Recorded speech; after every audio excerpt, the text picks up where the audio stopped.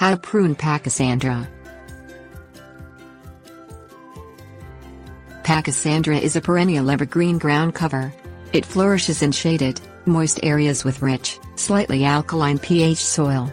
Pachysandra has a slow growth rate, taking about 3 years to establish a carpet of ground cover. It is generally a hardy plant, however, heavy rains can cause leaf blight and stem canker. Very dense areas of growth can also suffer from scale infestations, which can be difficult to eradicate.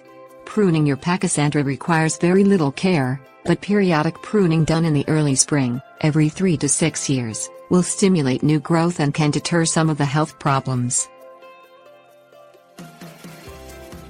Things you will need: handheld clippers or shears, rake, fertilizer. Pruning your Pachysandra. Fertilize your Pachysandra thoroughly in autumn before you plan on pruning.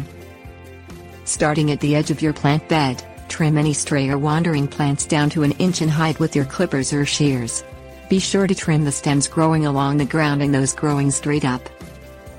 Work your way into the plant bed, cutting all the growth to 1 inch in height. Clear the plant bed from any debris with the rake. Gently rake out the bed, being careful to not uproot any of the Pachysandra plants.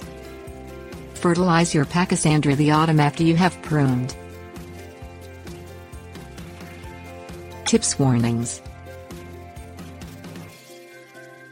Pachysandra spreads rapidly if not controlled.